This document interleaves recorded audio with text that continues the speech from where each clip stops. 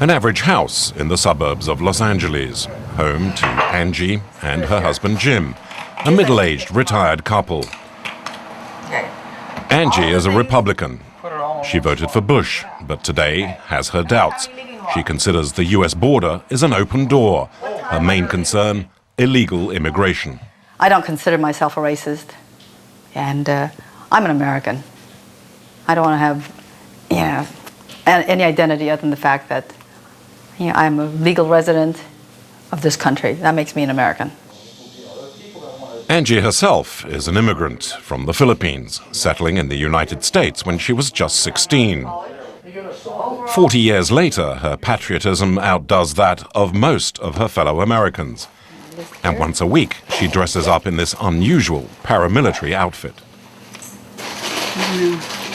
And, all right. Time to rock and roll? Angie is due to meet up with a dozen other militants like herself for what they call Operation Spotlight. The meeting is due to take place in an industrial complex where many ethnic Mexicans hope to be hired on the black market. Angie and her friends are out to prevent this happening. If we continue to allow this cancer to grow, it's going to kill the body. All right? The cancer, the bad cells are these characters and those who hire them, because it encourages them to continue coming. It's a bad message. Angie likes to confront the issue head on. Who is going to help you with your medical, your education, and all that? When you do not support those programs, because you do pocket the money, you don't pay taxes, you pay, and take that money and send it elsewhere. I pay tax. Okay. Every way. Perhaps you do. As long as, okay. If you're legal, let me have your name and address. I want your phone number. I need some work done, but I will only hire legal citizens. After being hassled, the Mexicans soon disperse. And not one potential employer has dared show up to offer work. There are several hundred militants like Angie, whose aim is to protect the southern border of the USA from what they call the Latino invasion. They have their work cut out for them. 3,000 kilometers away at the Tapachula train station in southern Mexico, an almost surrealistic scene is unfolding. Alongside the tracks, small groups of people wait for the freight trains that are heading north. Clandestine passengers who all have the same destination. The trains are stormed. The police keep a watchful eye, but do little more.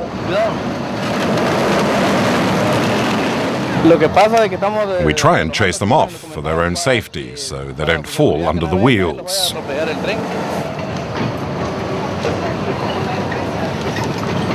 Climbing on board is a risky business. Every day, dozens are injured, their journey over before it even begins. The wheels got him, but we'll take care of him now. Near the track, a makeshift hospital tends to the more seriously injured.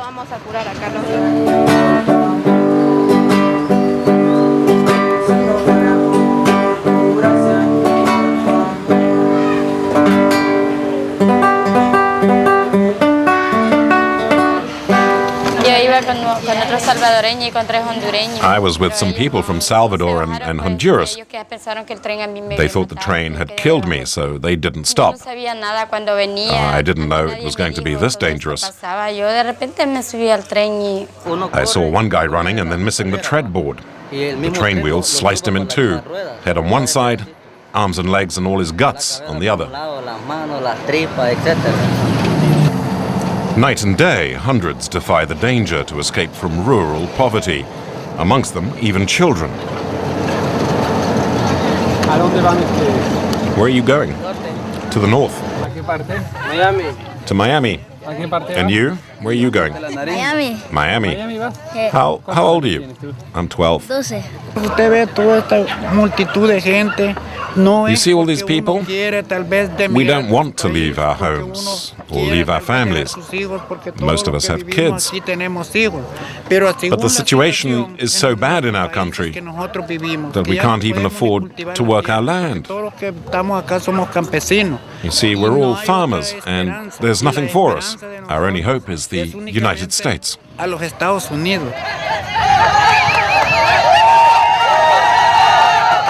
And in the United States, their hope is to find work on the black market to make a few dollars a day. It never ends. There are always people trying to get across. Maybe the same ones, I don't know. But every day there are hundreds of them. The train has become so well known, the Mexicans have given it a nickname.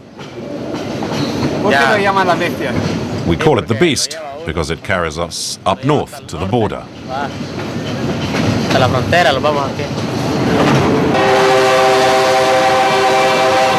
Along the way, many more try and jump the train.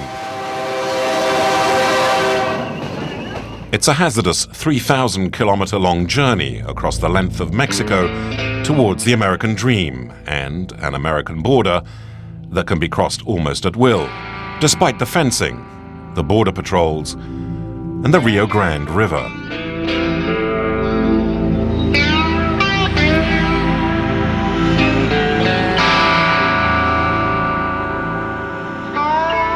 Everywhere, there seems to be gaps, and any means of getting across is good.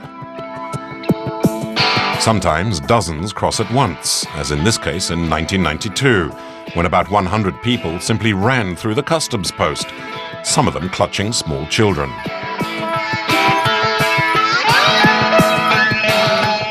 The border runs to the Pacific Ocean at this beach between San Diego and Tijuana, where a few posts act as a derisory barrier. For some Sunday beach strollers on the Mexican side of the border, the temptation to step briefly into the United States is too hard to resist.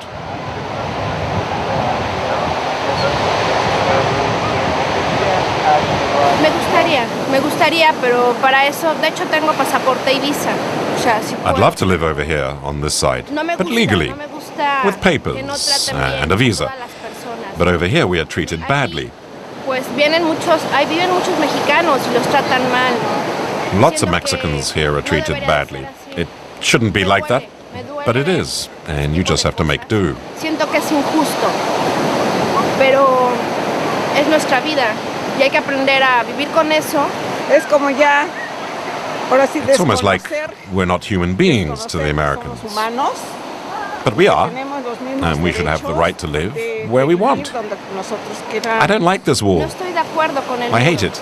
The Berlin Wall was torn down. Why has this one been put up here? A short distance away, border guards watch the beach 24 hours a day. It's a hard place to slip across unnoticed. Last year, the authorities arrested more than 1 million people who were trying to cross the border illegally. Nobody knows how many did manage to get across in the same period, but it's estimated there are now as many as 12 million illegal immigrants living in the United States. For Angie and her patriotic friends, the numbers are unacceptable. They've formed themselves into a volunteer militia force, the Minutemen.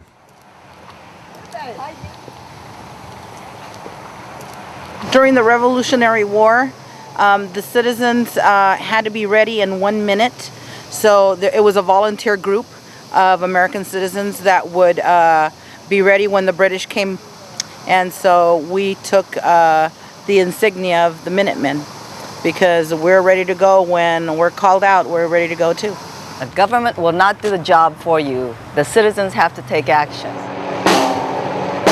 And always ready to follow the colors, the Minutemen are constantly on the lookout for illegals and those who support them.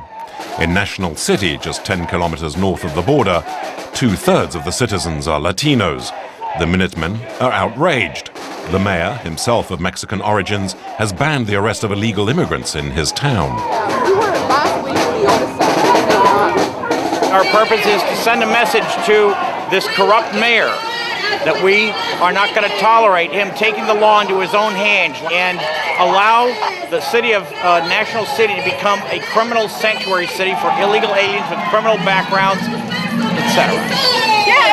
On the other side of the security barriers, militants of a different sort have rallied to defend City Hall. Mexican flags and Spanish-language slogans punctuate their rally in defense of what they say are human rights.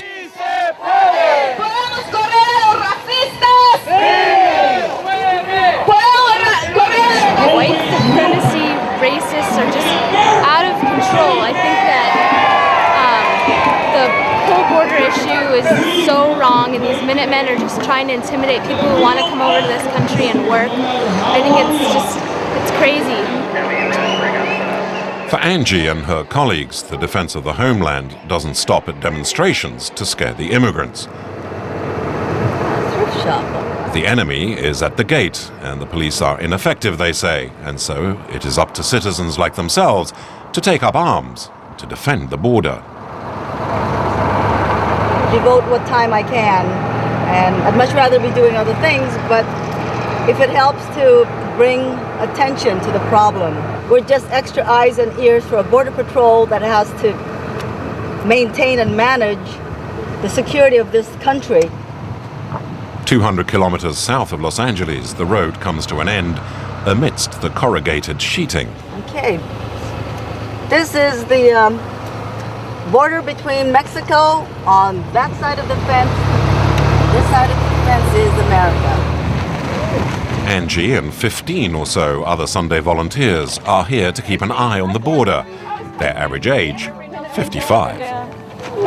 This is what the Minutemen do at the fence. All right. Minutemen in action. Robin. Yes?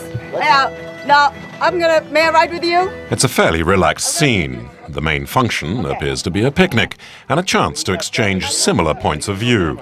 All come from the same American middle-class background that fears for its future. Among them Robin, who joined the Minutemen 6 months earlier. Typical in our border fence, where crossers can easily come through.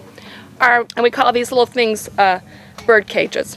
They are legions of holes like this in the fence.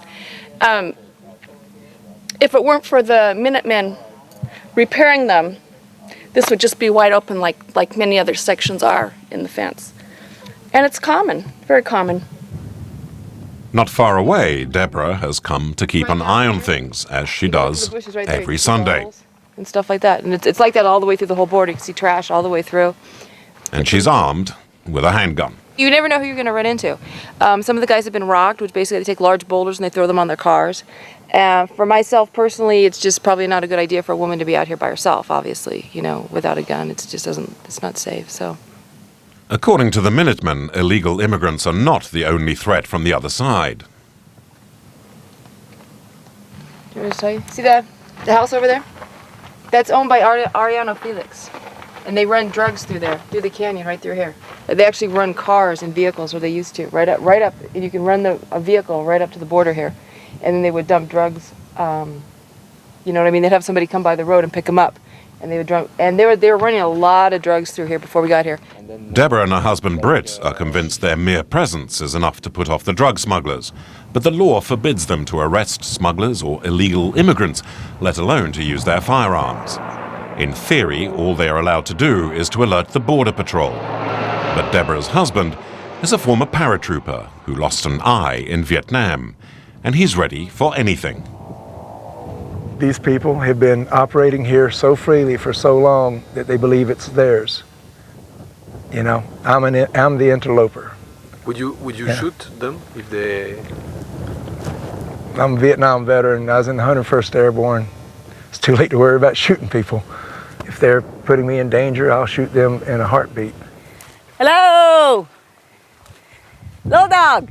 Angie is on a hilltop that looks out over the border fence, and she's eager to introduce the star of the show. Good. Thank you for all your messages. Oh, you're welcome. Anytime. You look terrific. This is Little Dog, another Vietnam veteran who for the past 6 months has made the border his home. He considers himself a soldier in the war against the drug cartels. According to him, the drug barons use this area as an open marketplace. Right here, on this border, there was $1 million a night of cocaine and heroin coming over that fence for 9 months that I know of. That's $1 million a night. Little Dog says he has proof that what he says is true. Nearby, he claims is evidence of a huge drug traffic. What these are smugglers' booties. This is what the smugglers wear on their feet. Like so. Insert the foot with shoe and then tie it. And what that does, there's no track. You'll notice it leaves no footprint. See that? And they carry these backpacks on their back and they come through the borders. And then they deliver the narcotic to their suppliers. And this is the front line. Yes, sir. This is exactly the front line. What's going on in the city is a direct result of what's happening right here. This is the front line. Little Dog's war is a vigil, a constant lookout. But so far, however, his telescope has revealed nothing. 48 hours without the slightest sign of life. He does, however, often receive visits from his own side. Freckle! All right. Here's a burger. Oh, bless you. How you doing? Oh, I'm old and tired. Yeah, I We're hear being you. attacked Me by the too. drug smugglers big time. You know what? My FUACLU plate got rained out in Laredo. Uh-huh. At age 34, Christie is one of the youngest militia members. She arrives today in skirt and high heels, straight from her job as a campaign worker for the Republicans. It's part-time work that means she can spend 3 days a week with the Minutemen. Today, her 2 daughters are alongside. She's in combat uniform, and it's time for shooting practice before heading out on patrol. The bottles are still standing. I got to practice.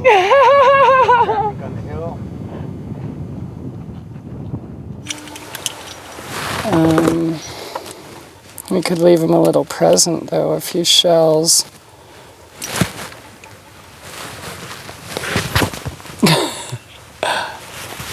Don't come over here, that's what's gonna happen.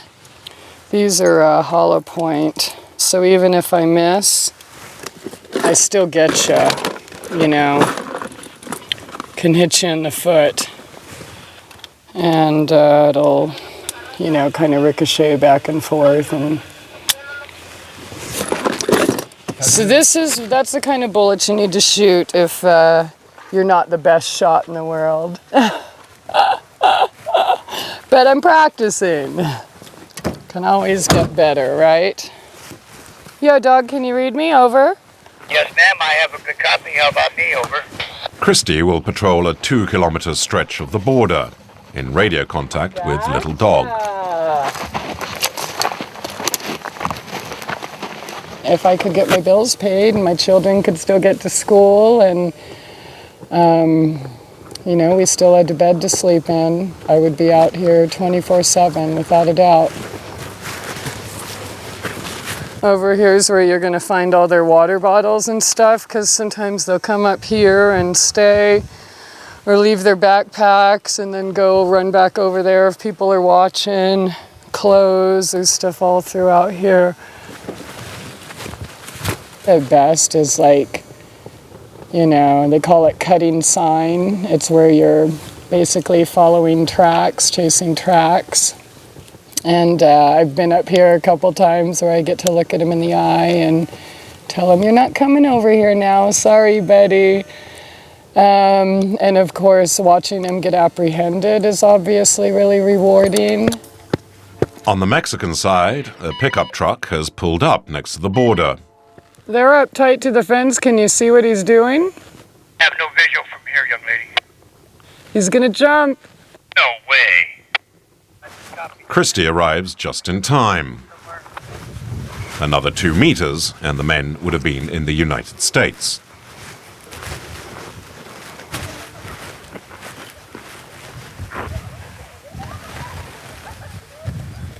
Hola! Hi there. You don't have to run, you know. Pero lo que pasa es que corrimos porque We were running because we were afraid of the dog, that's why. y por eso corrimos. Christie is delighted her presence has proved so effective. ¿Qué piensas que unos Minutemen que viviendo acá y otros lugares? De los que vigilan y todo eso. Oh, those people on patrol? ¿Está bien? Oh, it's good to keep an eye on things and stop our people harming this country. Que no entre gente a hacer daño a los países, ¿no? There's a big difference desigualdad between here and over there.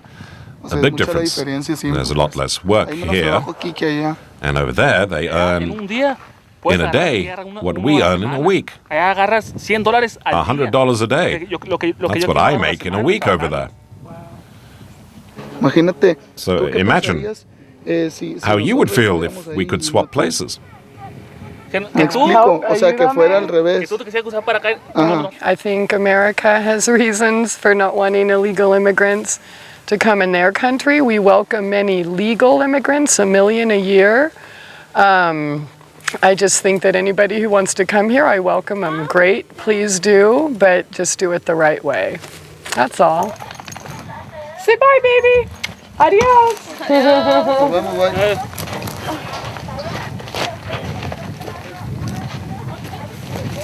Cool. Yes, Nikki. Night has fallen along the frontier, but the vigil goes on, as Angie and some other volunteers make a point of leaving to go on patrol. Grapes. St. Helena. It's a beautiful night, and maybe we can spot a few who are coming in. Be nice to welcome them into the country. And I finally caught the embankment, and I think, God, his old Frank's probably underneath the Jeep. Stepping out in style. How it is to be on the fire department and our work today. Gotta stay a little bit warm. The Sunday volunteers will set up watch at the entrance to the canyon. They're proud of their night vision goggles, military-issue equipment that allows them to see in total darkness. We're deterrent that way, at least. Yeah. They have night vision as well. The Minutemen believe themselves to be the last rampart against immigrants, drug traffickers, even terrorists who are drawn here by the border's apparent permeability. Given the size of their task, they often feel isolated. The Minutemen are here. They started something that's very important. Unfortunately, we're just a handful. But as we bring attention to the problem that exists, we are hoping that there are others who are just as concerned. We're doing what the government should do. It's irresponsible. Okay? This is terrorism. We don't know who's crossing these borders. We're not racist. We're not saying just Mexicans. There's OTMs other than Mexicans crossing these borders. You don't think Al-Qaeda doesn't know about this situation? Al-Qaeda, soldiers, if you will, have crossed this border. But be it members of Al-Qaeda, drug smugglers, or simply those who wish to share in the American dream, the Minutemen will fail to find or even see anyone. And they might soon find themselves without a job. George Bush has approved plans to build a solid wall to close the border off once and for all.